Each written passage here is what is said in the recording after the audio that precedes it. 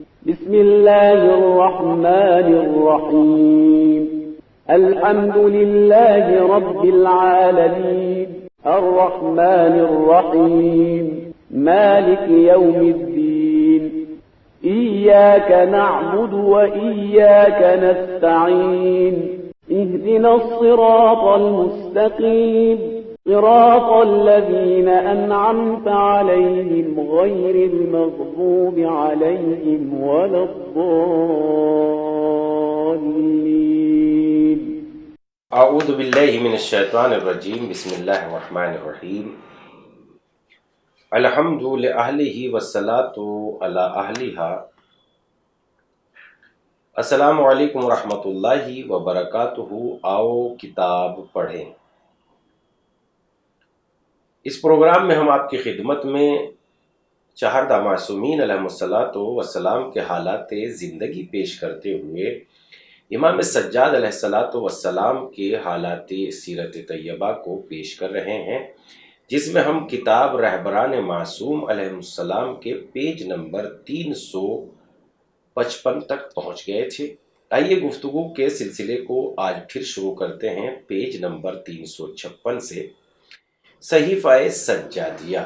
دعا کرنا اور مشکلات کے وقت خداوند عالم کی بارگاہ میں دست دعا بلند کرنا فطری چیز ہے، اور یہی وجہ ہے کہ جس وقت امید کے تمام دریچے بند ہو جاتے ہیں، انسانی زندگی پر مایوسی کے بادل چھا جاتے ہیں، ہر طرف سے آسرا ٹوٹ جاتا ہے، تو اس وقت انسان خود بخود ایک ایسی ذات کی طرف متوجہ ہو جاتا ہے جو مایوسی میں شمع امید بن کر اس کے دل میں جگمگانے لگتی ہے، جس کی قدرت کی کوئی انتہا نہیں. اور یہی وہ وقت ہے جب انسان کو ایک خاص قسم کا سکون اور اطمینان نصیب ہوتا ہے. گویا مانگی مراد مل گئی، پریشانیاں دور ہو گئی، مایوسی کے بادل چھٹ گئے، امید کی گھٹائیں چھا گئی. علماء نفسیات یہ بات بخوبی جانتے ہیں کہ روح انسانی کی بہترین غذا دعا ہے. دعا روح انسانی کو ایک خاص قسم کی فرحت بخشتی ہے. دعا غم و الم کو دور کرتی ہے، اضطراب کو سکون سے، پریشانی کو آرام سے تبدیل کر دیتی ہے. اسلام جو ایک دین فطرت ہے، اس نے اس فطری تقاضے کو تشنا نہیں رکھا، بلکہ اس روحی احتیاج کے لیے بہترین اور لاجواب حل دعاؤں کی صورت میں پیش کیا. ہمارے ائمہ علیہم السلام نے جہاں زندگی کے تمام گوشوں میں شمع ہدایت روشن کی ہے، وہاں دعا کے باب میں بھی انسان کی رہنمائی فرمائی اور انسان کو خدا سے دعا مانگنے کا طریقہ سکھایا. مذہب شیعہ کے علاوہ اسلام کے دوسرے فرقوں کا دامن ان جواہرات سے خالی نظر آتا ہے. ان دعاؤں کے سلسلے میں ایک عالم کا کہنا ہے، دنیا اسلام میں دعاؤں کا ایک بہترین اور عظیم ذخیرہ موجود ہے، جس میں تربیت، اخلاق اور فضائل و علم کے اعلیٰ جواہر موجود ہیں. یہ وہ دعائیں ہیں جو پیغمبر اسلام اور ائمہ علیہم السلام سے وارد ہوئی ہیں. یہ دعائیں ہیں یا حقیقت میں ایک عظیم ترین درسگاہیں ہیں، جس میں توحید، نبوت، امامت، قیامت اور اسلام کے دوسرے موضوعات پر سیر حاصل بحث موجود ہے. وہ یہی دعائیں ہیں جو فکر انسانی کو پرواز کا طریقہ بتاتی ہیں، عقل انسانی کو شعور و ادراک کی دولت عطا کرتی ہیں، اور جب تک مسلمان اس عظیم درسگاہ میں باقاعدہ درس حاصل نہ کر لے، اس وقت تک اس کی اسلامی شخصیت کامل نہ ہوگی. خلاصہ یہ کہ اگر خالق مخلوق سے خطاب کرے تو اسے وحی کہتے ہیں، اور مخلوق خالق سے مخاطب ہو تو اس کو دعا کہتے ہیں. ان دعاؤں میں صحیفہ سجادیہ کی دعائیں خاص اہمیت کی حامل ہے. جس وقت حوزہ علمیہ قم سے اہل تسنن کے ایک عظیم عالم تفسیر الجواہر کے مصنف کو صحیفہ سجادیہ ہدیے کے طور پر ارسال کی گئی، تو جواب میں جو شکریہ کا خط ارسال کیا اس کے الفاظ یہ ہیں: کتاب کو بہت عزت و احترام کے ساتھ اٹھایا. علوم و معارف اسلام کو جس انداز سے اس کتاب میں پیش کیا گیا ہے اس کی نظیر نہیں ملتی، اور یقیناً یہ ہماری بدبختی ہے کہ آج تک ہم اس عظیم کتاب کی طرف متوجہ نہیں ہوئے اور اس بات سے غافل تھے کہ اہل بیت عصمت و طہارت نے کتنا گراں بہا سرمایہ ہماری فکر و عقل کے رشد و کمال کے لیے بخشا ہے۔ میں جس قدر بھی وقت سے اس کا مطالعہ کرتا ہوں، یہ حقیقت مجسم ہو کر سامنے آ جاتی ہے کہ کلام خالق اکبر کے کلام سے کم تر اور مخلوق کے کلام سے بالا تر ہے۔ واقعاً کتنی عظیم کتاب ہے۔ آپ نے جو ہدیہ ارسال فرمایا، خداوند عالم آپ کو اس کی بہترین جزا عنایت فرمائے۔ اس کتاب عظیم کی مزید شناخت کے لیے ہم قارئین کی خدمت میں یا سامعین کی خدمت میں پہلے دعاؤں کی فہرست پیش کر رہے ہیں اور بعد میں چند دعاؤں کا مختصر سا ترجمہ پیش کریں گے۔ اس کتاب میں پہلی دعا حمد خدا، دوسری حضرت اور آپ کے اہل بیت پر درود و سلام، تیسری فرشتوں پر درود و سلام، چوتھی پیروان انبیاء کے لیے طلب رحمت، پانچویں اپنے اور دوسروں کے لیے دعا، چھٹی صبح و شام کے وقت کی دعا، ساتویں پریشانی اور مشکلات کے وقت کی دعا، آٹھویں برے کردار اور اعمال کے سلسلے میں خدا سے پناہ مانگنا، نویں طلب مغفرت کے سلسلے میں اشتیاق، دسویں بارگاہ خداوندی میں پناہ مانگنا، گیارہویں انجام خیر کے لیے دعا کرنا، بارہویں گناہوں کا اعتراف اور توبہ طلب کرنا، تیرہویں طلب حاجت، چودہویں ظالموں کی شکایت جس وقت آپ کو اذیت پہنچائے یا جب ظالم کوئی کام انجام دے، پندرہویں بیماری کے وقت کی دعا، سولہویں گزشتہ گناہوں کے سلسلے میں طلب مغفرت، 17ویں شیطان کے مکر و فریب سے بارگاہ خداوندی میں پناہ لینا، 18ویں جس وقت حاجت پوری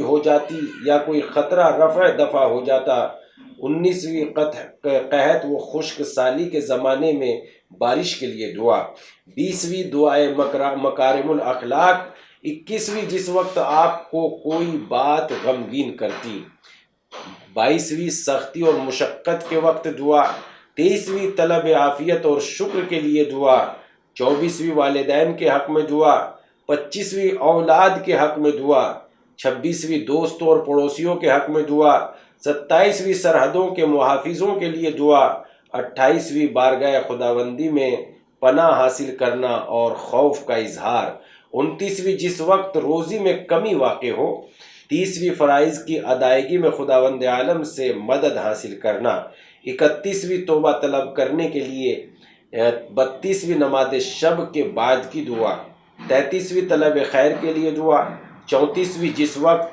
کوئی مشکل پیش آتی یا کسی گناہ میں ملوث دیکھتے، 35ویں قضاء و قدر پر رضایت کے لیے دعا، 36ویں بجلی چمکتے وقت کی دعا، 37ویں اس بات کے اعتراف میں کہ صحیح معنوں میں خدا کا شکر ادا نہیں ہو سکتا، 38ویں لوگوں کے حقوق کی عدم ادائیگی کے سلسلے میں دعا، 39ویں طلب عفو رحمت، 40ویں جس وقت موت کو یاد کرتے یا کسی کی خبر مرگ سنتے، 41ویں گناہوں سے پردہ پوشی کے لیے، 42ویں قرآن ختم کرنے کے لیے، 43ویں چاند دیکھتے وقت کی دعا، 44ویں پہلے رمضان کی دعا، 45ویں رمضان المبارک کو ودا کرتے وقت کی دعا، 46ویں عید الفطر اور جمعے کے دن کی دعا، 47ویں عرفے کے دن کی دعا 9 ذی الحجہ، 48ویں عید قرباں کے اور جمعے کے دن کی دعا،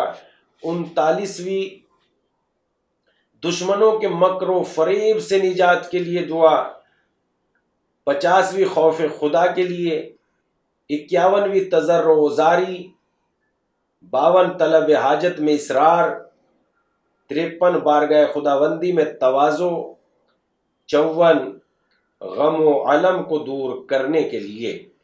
صحیفہ سجادیہ کی مختلف شرحیں عربی، فارسی اور دوسری زبانوں میں لکھی گئی ہیں۔ اس سلسلے میں علامہ آقائے بزرگ تہرانی علی اللہ مقامہ نے اپنی بے نظیر کتاب الذریعہ میں تقریباً 70 شرح ذکر کی ہے جو اس عظیم کتاب کے سلسلے میں لکھی گئی ہیں۔ ان میں سے سید علی خان کبیر نے جو شرح تحریر فرمائی ہے اس کو مختصر کر کے تخلیص الریاض کے نام سے 3 جلدوں میں شائع کیا گیا۔ ان شرحوں کے علاوہ صحیفہ سجادیہ کے مختلف ترجمے بھی ہے، لیکن ان میں اکثر زیور طب سے آراستہ نہ ہو سکے۔ اب آخر کلام میں قارئین یا سامعین کی خدمت میں جیسا کہ وعدہ کیا گیا تھا، چند دعاؤں کا مختصر ترجمہ پیش کیا جاتا ہے۔ لیجیے جو صحیفہ سجادیہ کی 8ویں دعا پیش خدمت ہے۔ 8ویں دعا: خدایا میں تیری بارگاہ میں حرص کی طغیانی سے، غیظ و غضب کی سرکشی سے، حسد کے غلبے سے، صبر کی توانائی سے، قناعت کی کمی سے، بدخلقی سے، خواہشات کی پیروی سے، راہ ہدایت کی مخالفت سے، غفلت کی نیند سے، ضرورت اور حاجت سے زیادہ روزی حاصل کرنے سے، باطل کو حق پر ترجیح دینے سے، گناہوں کو حقیر شمار کرنے سے، اطاعت و بندگی کو بزرگی شمار کرنے سے، ثروت مندوں سے رقابت اور ان سے مقابلہ کرنے سے، فقیروں کو ذلیل کرنے سے، خادموں سے بد رفتاری سے پیش آنے سے، احسان فراموشی سے تیری پناہ مانگتا ہوں۔ خدایا میں تیری بارگاہ میں پناہ مانگتا ہوں، میں کسی ظالم کی کمک کروں یا کسی مظلوم کا حق لینے میں تساہلی اور کاہلی سے کام لوں، نہ حق کسی چیز کو طلب کروں یا کسی معاملے میں بغیر سوچے سمجھے رائے دوں۔ میں ان تمام باتوں سے مالک تیری پناہ چاہتا ہوں۔ بار الہ میں تیری بارگاہ میں پناہ مانگتا ہوں اس بات کی، کسی کے حق میں خیانت کروں یا اپنے اعمال و کردار سے راضی رہوں اور لمبی لمبی آرزویں کروں۔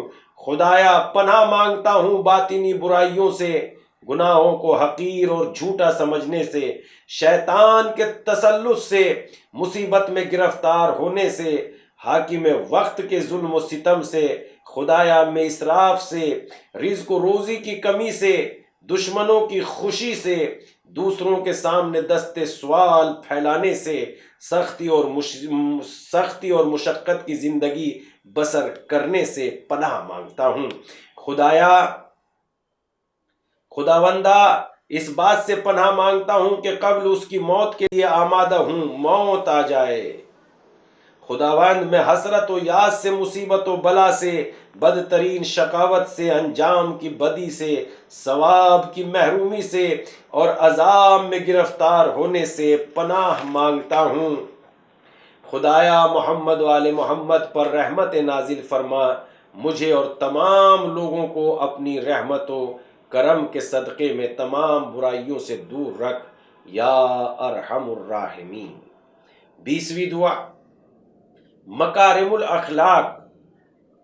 اللہم صلی علی محمد و آل محمد، میرے ایمان کو کامل ترین ایمان کے درجے پر فائز فرما، میرے یقین کو بہترین یقین قرار دے، میری نیت کو بہترین نیت اور میرے اعمال کو بہترین اعمال کا درجہ عنایت فرما۔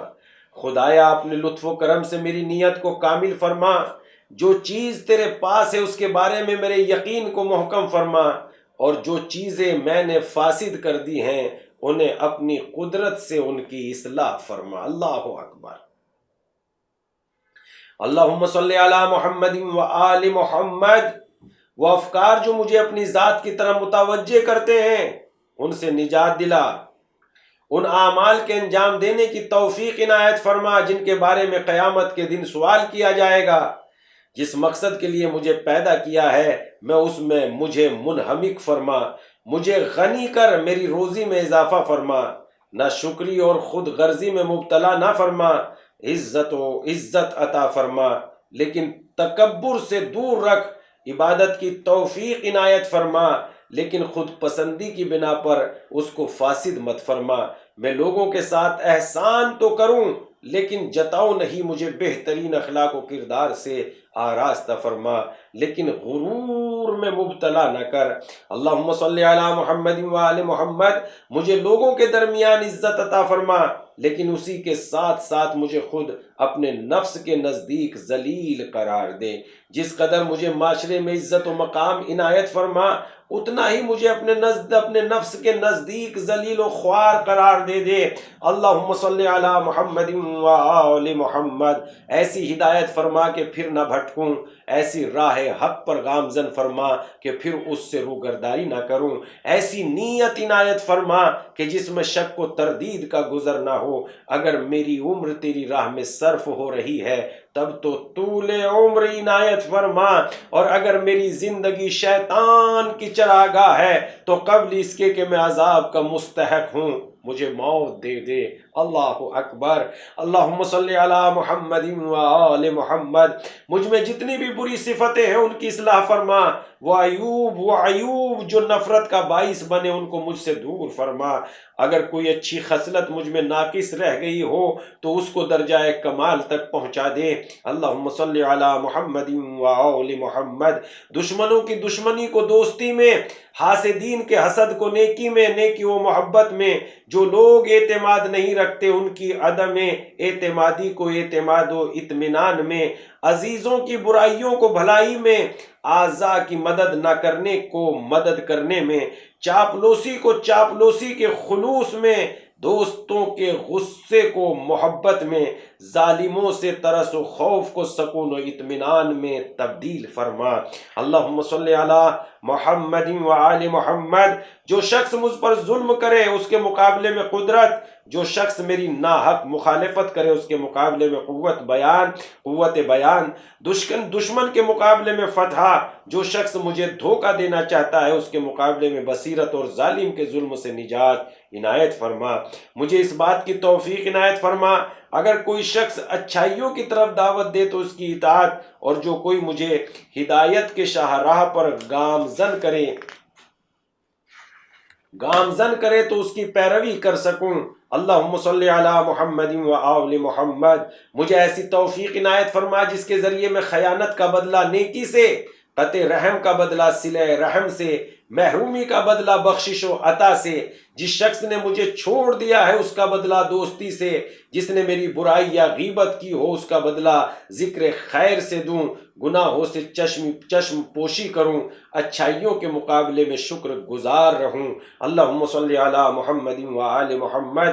خدایا مجھے اچھائیوں کے زیور اور پرہیزگاری کی خوبیوں سے آراستہ فرما، خدا، تاکہ میں عدل و انصاف کی نشر و اشاعت کر سکوں، غم و غصے کو ٹھنڈا کر سکوں، فتنہ و فساد کی آگ کو خاموش کر سکوں، پراگندہ قلوب کو ایک نقطے پر جمع کر سکوں، لوگوں کے درمیان اصلاح کر سکوں، مسلمانوں کی اچھائیوں کو نشر کر سکوں اور ان کی برائیوں پر پردہ پوشی کر سکوں، نرمی، تواضع، خوش اخلاقی، وقار، سنجیدگی، نیکی اور حسن معاشرت کو اپنا سکوں۔